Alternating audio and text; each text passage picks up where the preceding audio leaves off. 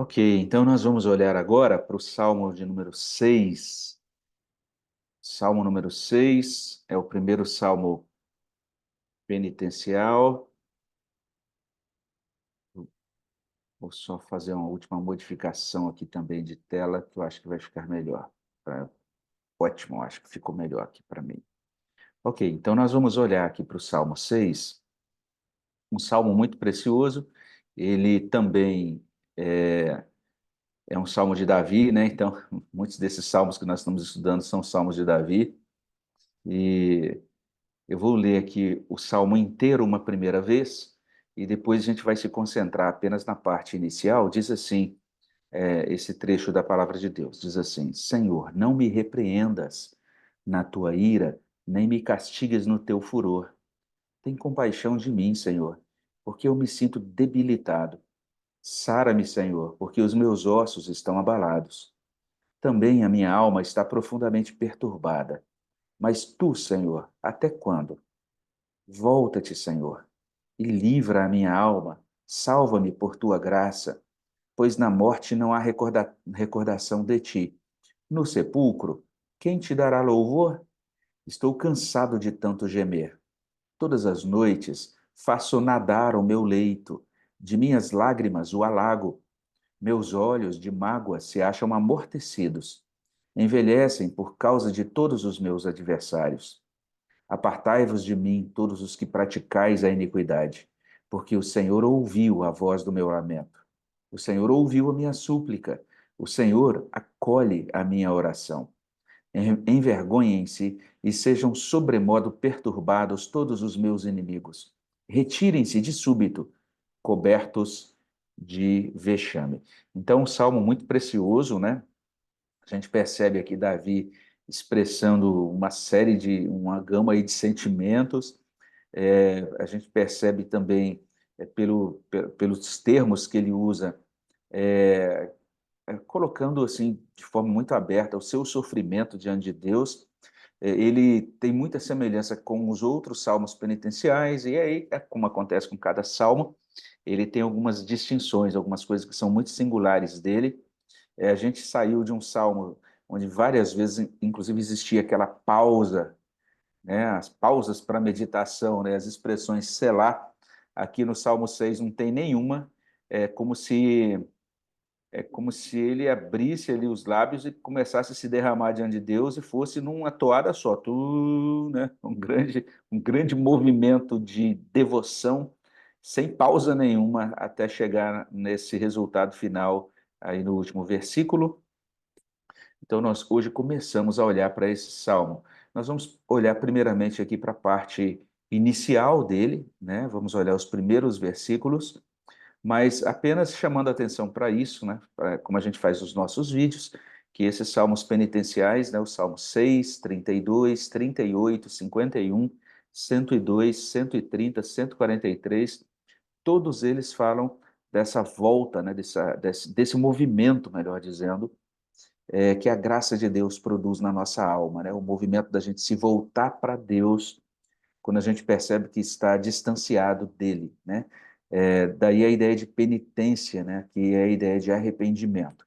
Então, primeiro a gente olhou para o Salmo 51, depois a gente prosseguiu meditando no Salmo 32, e agora estamos nos voltando aí para esse primeiro Salmo.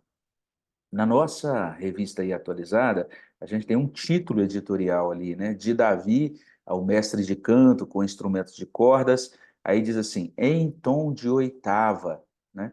E aí é interessante que lá no texto original tem uma palavra que é traduzida aí por tom de oitava, mas que transmite essa ideia que provavelmente era um cântico para ser entoado por vozes masculinas e num tom bastante grave, né? Então parece que não era uma música assim que hoje seria no estilo muito pop, não. Seria uma música bem assim para enfatizar o peso, né? E até a tristeza da alma de Davi, né? Então o Salmo realmente ele toca muito nessa questão, né? A gente vai ver nesse Salmo Davi muito mexido por dentro, né? Ele usa algumas expressões. Eu creio assim que se Davi, se ele pronunciasse esse salmo numa sessão de terapia, ele chegasse lá no terapeuta, o terapeuta, o que que você está sentindo? Ah, eu vou explicar para o senhor. E ele dissesse esse salmo. O terapeuta ia passar um monte de remédio para ele, dizer que ele estava com depressão, um monte de coisas, porque ele vai falar, ó, estou desfalecido, estou tremendo por dentro, estou exausto, estou triste, estou cercado de inimigos, né? Um monte de coisas que hoje, certamente, talvez, ele chegaria em casa e falaria, "Oxi, agora o que que eu faço? Tem que tomar um remédio para dormir, tomar um outro para acordar e passar o dia aí tentando me animar, porque o terapeuta disse que eu estou a perigo." Mas é isso, eu acho muito bonito no Salmo essas expressões, essas experiências retratadas, né? E que mostram muito da vida humana. Então é interessante isso, porque existe aquela ideia, que é uma ideia juvenil, né, assim, meio infantil, de que o cristianismo, é por tudo que ele tem, e eu acho que a ideia tem uma razão, né, porque o cristianismo ele tem muita coisa triunfante, né? O nosso Senhor venceu a morte, o nosso Senhor é um Deus presente, o nosso Senhor é um Deus fiel.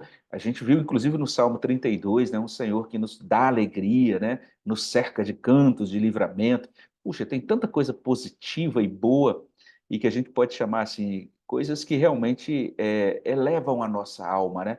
Ou como os coaches dizem hoje, né? Nos fazem pensar positivo ou elevam assim a nossa confiança, etc. E isso tudo é verdade, isso consta no Evangelho, consta na palavra de Deus. Mas, ao mesmo tempo, a palavra de Deus sempre vai ser bastante honesta com a gente, mostrando que a vida humana também tem isso. Vai ter aquele dia que você vai acordar triste, né? Tem aquele dia que você vai estar abatido, né? E a pessoa vai perguntar: "E aí, como é que você vai?" E às vezes você vai dizer: "Ah, tá tudo bem", mas você sabe, não vou falar como é que eu tô, porque não vale a pena ficar distribuindo o meu sentimento para os outros. Mas tem aqueles dias realmente que a gente não está lá em cima, né? Que a gente não está no topo ali do monte, tem dia que a gente está lá no fundo do vale mesmo. É por isso que o Salmo 23 é tão querido, né? Porque ele fala de Deus levando a gente ali para junto das águas de descanso, né? Aquele momento de desfrutar do refrigério, de Deus pastoreando a gente naquelas horas boas, mas também fala lá de Deus junto com a gente no vale da sombra da morte. Então a vida humana, a vida real é assim, né? A gente, como cristão, precisa compreender isso. O fato da gente estar vivendo um momento em que a gente está lá no vale, no fundo do vale, não significa que a gente deixou de ser cristão, não significa que Deus nos abandonou, não significa que Deus agora está nos tratando como se fôssemos de uma categoria inferior de crente, nada disso. Mas é porque nós somos humanos, então a vida humana vai ter essas oscilações. E é bonito isso, eu acho, que no Salmos de Davi, porque ele apresenta essas oscilações assim com muita honestidade. É nesse sentido que Davi é uma figura assim digna da nossa atenção, pela honestidade dele, né? Ele coloca realmente, ele não tem muito isso de, ó, vou deixar esse negócio escrito. Pode ser que na geração seguinte alguém vai ler isso, o pessoal vai ver, nossa, ele tinha essas oscilações. Não, é isso, eu acho que eu vou escrever só as coisas heróicas. Não, Davi não tem isso. Ele coloca com honestidade quem ele é na presença de Deus. Outra coisa interessante sobre esse salmo, em termos de introdução, é que era um salmo que foi muito citado por Calvino, especialmente na doença final dele. Então, quem lê a biografia de Calvino fica tocado pelo modo assim, ou pelos dias finais de Calvino, né? Porque ele passou por uma doença alongada, muito sofrida, né? Não, não teve aquela morte rápida, e foram semanas, então, assim, de sofrimento, e naquele contexto ele sempre era visitado pelos pastores de Genebra, pelos membros da igreja, né? Ali acompanhando ele naquele momento final, e, e é interessante que as pessoas que acompanhavam ele disseram o seguinte, que em nenhum momento ouviram Calvino reclamando. Em nenhum momento ele reclamou, murmurou pela doença, pelas dores que sentia, mas o que ele fazia era recitar um trechinho desse salmo aí, que é essa expressão: Senhor, até quando? Senhor, até quando? Então, ele citava muito essa expressão.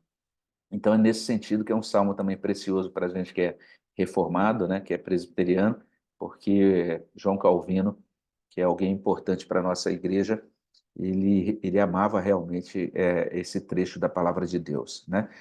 Uma outra coisa que a gente precisa dizer também é que quando nós olhamos para esse salmo, apesar dele estar aí nesse bloco de salmos penitenciais, a gente sempre fala aí que penitência tem a ver com arrependimento, mas aquelas três principais palavras que aparecem lá no Salmo 51, no Salmo 32, né? No Salmo 32, duas delas pelo menos, mas aqui nenhuma delas aparece nesse salmo. Quais são as palavras? As palavras pecado, iniquidade e transgressão.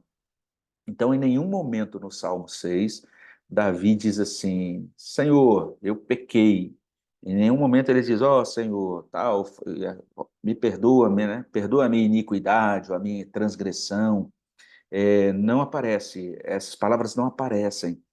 Então, por que, apesar de o Salmo não conter, né, a palavra pecado, ou iniquidade, ou transgressão, por que ele está aí entre os salmos de arrependimento, salmos penitenciais? Uma primeira razão é pelo versículo primeiro, porque o versículo primeiro faz referência à ira de Deus e ao furor de Deus.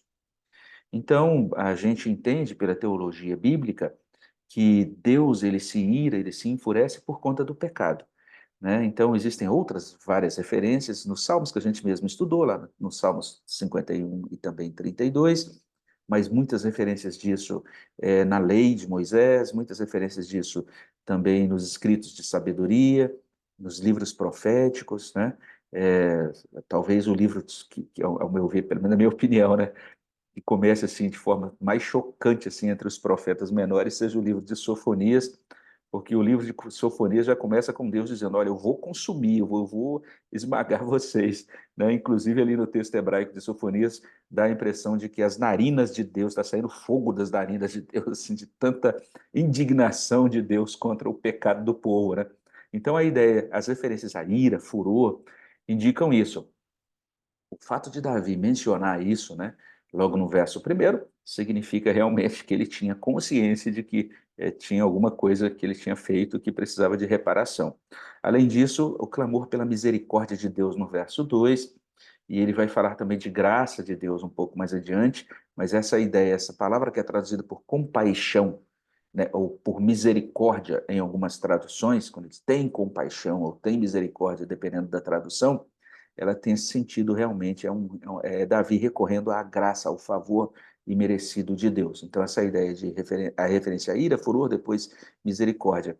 E depois a gente tem uma grande semelhança entre o verso 2 e o Salmo 32, 3 e 4, né? A gente se lembra que lá no Salmo 32 a gente meditou sobre a relação entre pecado e doença, falou sobre Davi que sentiu os ossos dele envelhecendo, e o sofrimento que ele coloca aqui, as palavras que ele usa, algumas delas são semelhantes. Então, alguns dizem que parece que ele está realmente passando por uma semelhança, uma experiência semelhante, e parece que essa era uma característica de Davi, da configuração dele, né? Isso é outra coisa bem interessante sobre ele, que quando ele pecava e a coisa não estava, enquanto não estava resolvida, esse negócio fazia ele se mexia com sentimentos e o corpo dele, parece que o ser inteiro de Davi ficava abatido, né? E é uma obra da graça de Deus, uma confirmação da graça de Deus. Aqueles que pertencem a Deus quando pecam, se sentem mal. Às vezes muda a gradação, mudam os sintomas, né? Uma pessoa vai sentir, sei lá, uma determinada coisa, outro vai sentir outra, mas sempre vai ter um desconforto diante do pecado. Por quê? Porque o Espírito Santo habita em nós. E ele então vai produzir isso.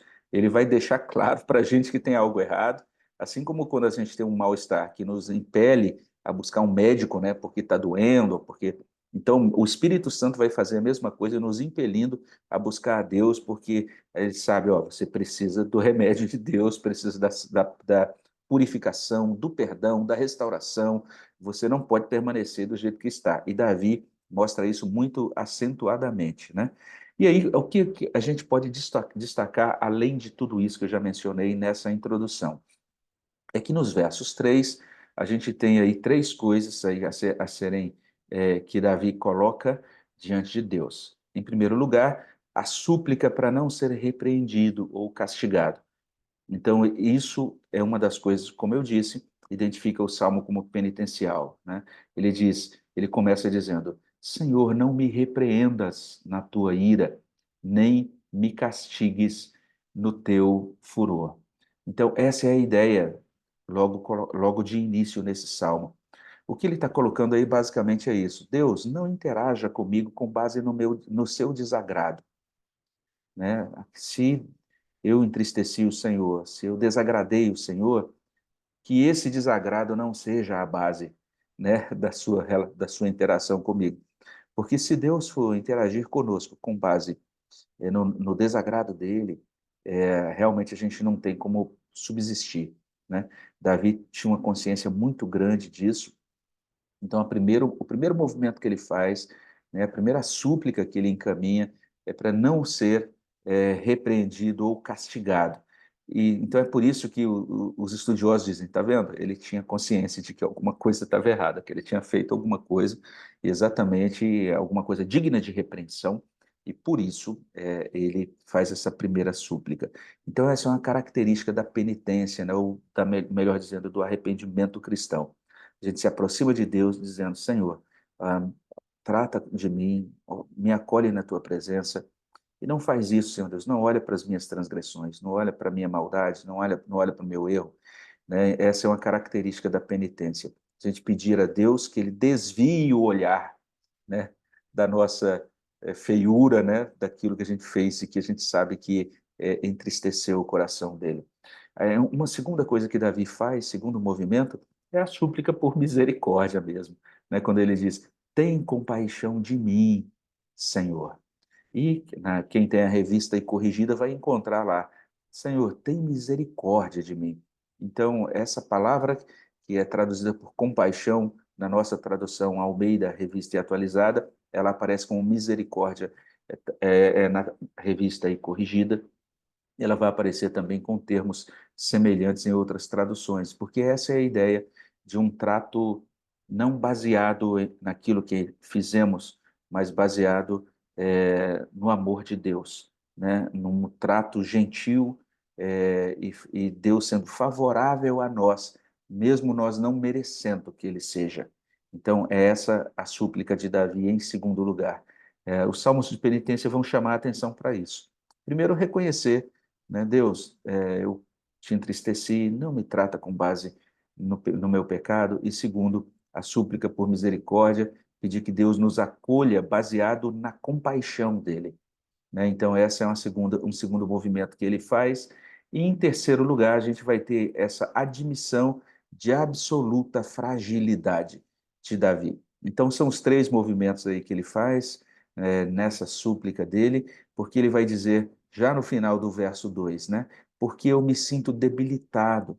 Sara-me, Senhor, porque os meus ossos estão abalados. E no verso 3 ele diz: também a minha alma está profundamente perturbada. Mas tu, Senhor, até quando? Então, é assim que ele inicia o salmo. É bem interessante a tradução da Revista e Corrigida, na parte final, na segunda linha do verso 2, porque a gente tem assim, porque eu me sinto debilitado, e lá na revista, a ideia aí no verso 2 na nossa tradução é eu me sinto debilitado, né? Na revista corrigida, a tradução diz assim, eu sou fraco, né? Porque eu tenho compaixão ou tem misericórdia de mim, Senhor, porque eu sou fraco. Eu acho muito bonito isso na revista e corrigida, né? É muito interessante isso. A NVI vai chamar a atenção, vai colocar assim, misericórdia, Senhor, pois estou desfalecendo. Cura-me, Senhor, pois os meus ossos tremem. Então, lá onde diz, os meus ossos estão abalados, a NVI vai pegar tanto a referência no verso 2 como no verso 3 a abalo ou perturbação, e porque a palavra ali no original é a mesma, e traz essa ideia de abalar ou tremer. Então, os meus ossos tremem, e lá no verso 3 da NVI também vai trazer assim, onde consta na nossa tradução, a minha alma está profundamente perturbada, na NVI vai trazer, todo o meu ser estremece, né? Então, o ser humano completo abalado por conta dessa relação com Deus que precisa ser corrigida. Então, é assim que começa o Salmo de número 6, um salmo que a gente está começando agora a conhecer. e a gente vai transitar aí por algumas coisas bem interessantes nesse salmo, se Deus permitir. E mais uma vez, né, isso sendo reforçado para nós. Primeiro, a importância da gente ser sincero na nossa relação com Deus, não ocultar nada dele, entender que ele é a melhor pessoa para nos ouvir. E nesse sentido, então, ele realmente, se a gente abre o coração, como Davi abriu para ele aí, e demonstra, inclusive, esses sentimentos todos, ele vai nos dar realmente o remédio do seu evangelho, que vai curar a nossa alma, que vai abençoar a nossa vida e vai nos ajudar para que a gente passe por essa situação, né, e caminhe aí na dependência. E à medida que a gente vai experimentando essas coisas que constam nos salmos penitenciais, vai acontecendo com a gente algo que Pedro diz lá na sua carta, quando ele diz: crescei na graça e no conhecimento do Senhor Jesus Cristo. Né? Então, isso significa o crescimento na graça, né? A gente compreender realmente como Deus é maravilhoso na sua provisão completa para quando nós estamos marcados ou abalados ou entristecidos, né, por conta das nossas fragilidades e também por conta das nossas maldades, né, do nosso pecado. Então, o quanto que a provisão de Deus é completa para todas essas coisas. E ainda que às vezes pareça que Deus demore um pouco mais, mas a gente pode continuar orando, dizendo: Deus, até quando? Até quando? A gente pode expressar até mesmo essa angústia, né, esse sofrimento, esse desejo de uma solução rápida. Mas quando fazemos isso diante de Deus, significa que nós fazemos esperando que Deus, como soberano, é quem vai nos atender e vai nos abençoar no tempo dele, né, para a glória dele, da maneira que ele mesmo se agrade e que seja o melhor também para nós, né? Então nós vamos orar sobre isso. Eu vou abrir agora o nosso áudio, né? Mas eu farei isso depois só de pausar aqui a nossa gravação. A gente pausa a gravação e abre o espaço então para os pedidos de oração. Deixa eu ajustar aqui as minhas telas.